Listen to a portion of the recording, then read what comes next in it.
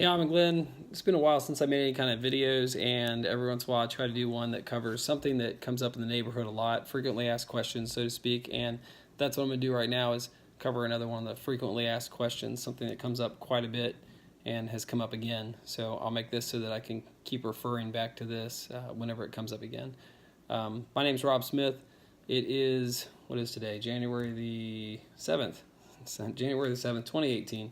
And I am one of the members of the board of directors for the Almond Glen Homeowners Association as of now, and I'm the current serving president of the Almond Glen Owners Association. So the thing that comes up quite a bit in the neighborhood is traffic concerns. Specifically, people talk about, same thing I've talked about for years, traffic concerns being people running through the stop signs and people speeding through the neighborhood.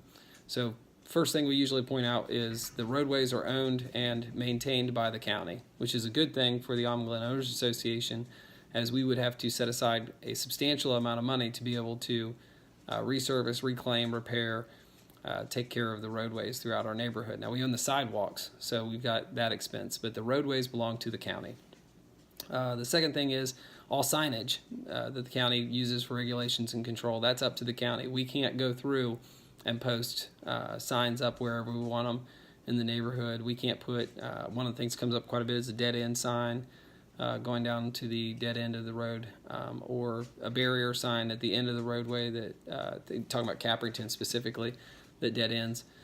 We can't put up signs that change the speed limit throughout the neighborhood, regulation signs, that kind of thing. We can't just put those in. Those would have to be either taken care of by the county specifically or by the South Carolina Department of Transportation, which is SCDOT. Speed bumps are usually a thing that comes up quite a bit. People ask, can we put speed bumps in? Why don't we put speed bumps in? We do own a section of property or roadway from pretty much where the townhomes end when you come into the neighborhood all the way out to the roadway there. We do own that roadway, and there's not a lot of speed things that come out of there. So we could install speed bumps there, I suppose, though I would still have to see if the South Carolina Department of Transportation would even allow us to put them in. And the reason I say that, I'm going to refer to some information. I got my wife's phone in my hand here. I'm going to refer to some information the South Carolina Department of Transportation puts out when people ask about, let me grab my glasses. When people ask about speed bumps. So I usually just tell people, you can't put speed bumps in. But I know people like answers with complete information. So will South Carolina Department of Transportation install speed bumps on a street near my home? The answer is speed bumps vary in height from 3 inches to 5 inches and are typically no wider than 2 inches. 2 feet. Understandably, a motorist would have to slow down to 15 miles per hour or less to avoid severe jarring. Therefore, the South Carolina Department of Transportation does not consider them a viable traffic calming alternative. Again, speed bumps are not approved traffic calming measurement and will not be approved. Speed humps provide a gradual 3-inch rise and fall over 12 inches to a 22-inch distance that allows consistent speeds of 15 to 20 miles per hour to be utilized. The South Carolina Department of Transportation has approved speed humps as a traffic calming measure to be used on specific low-volume residential roadways within their system. South Carolina Department of Transportation has established traffic calming guidelines which outline eligible measures that can implement traffic. So specifically, you cannot do speed bumps, though the South Carolina Department of Transportation, under certain conditions, will allow speed humps. The difference being the more gradual thing. A good example would be when you go through the neighborhoods off of Regent, cutting through there. They have, I think it's Heritage Road, they have speed humps.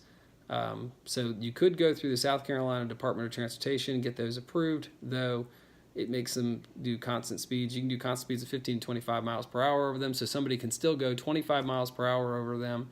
The speed limit through the neighborhood is 30, so you're talking about trying to force people to slow down to 25. Now, I know the argument being that people are saying, well, people in our neighborhood are flying through our neighborhood. I think personally 30 miles per hour through our neighborhood is very quick. The roads are more narrow. We don't have 16-foot wide roadways like you do on a major roadway. They're about 12 feet as I recall. And when you're flying through the neighborhood, at 30 miles per hour, I don't feel like you have enough time to react to a small child riding their bicycle out into the roadway. So the problem is, though, that's totally lawful for them to do that. You would probably have to try to get some sort of a traffic study in place to get it done. Ultimately, this is not a board initiative, though. This is not something the board could do. Somebody on the board could do it if they wanted to. They could reach out and start asking, but this is a completely 100% private citizen. No board is connected to it. The HOA can't push it or change it or anything like that. We don't have any control over it. So anytime somebody asks the board about it, I usually just tell them, listen, you can't install speed bumps throughout the neighborhood. That's completely up to the county and to the state. If somebody wanted to contact the South Carolina Department of Transportation or Lancaster County and find out, hey, what do we have to do to get speed humps put in the neighborhood, they'd be welcome to do so, but it would be up to the county to determine whether or not we even need it. I mean, are there that many people that are speeding, that kind of thing. But this is not a board issue. It's not something the HOA has in their declaration or documents. It's not a part of the bylaws, so it's not something that we can have an effect over. So hopefully that helps with the speed bump question that comes up. As far as stop signs, same thing. The only way to get that enforced would be the Lancaster County Sheriff's Office to come down here and pay attention to the stop signs and write people tickets for rolling through the stop signs.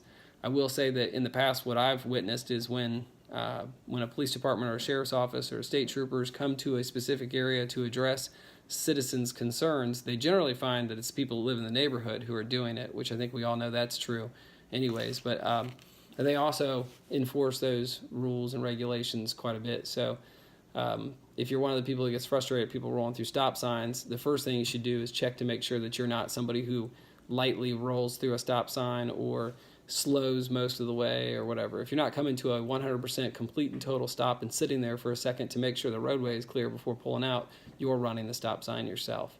So make sure you're not rolling through stop signs, and then pay attention to your neighbors, and if you see them rolling through stop signs, maybe point it out to them, hey, did you realize you're rolling through stop signs? But people get pretty aggressive.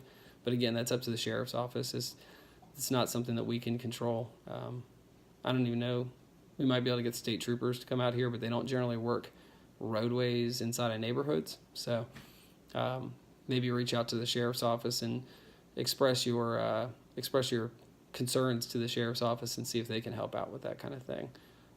I know we've seen videos pop up in the past that have been posted up showing that people regularly roll through the stop signs. So that's about 8 minutes. I don't want to waste too much time. So thanks. I hope that helps.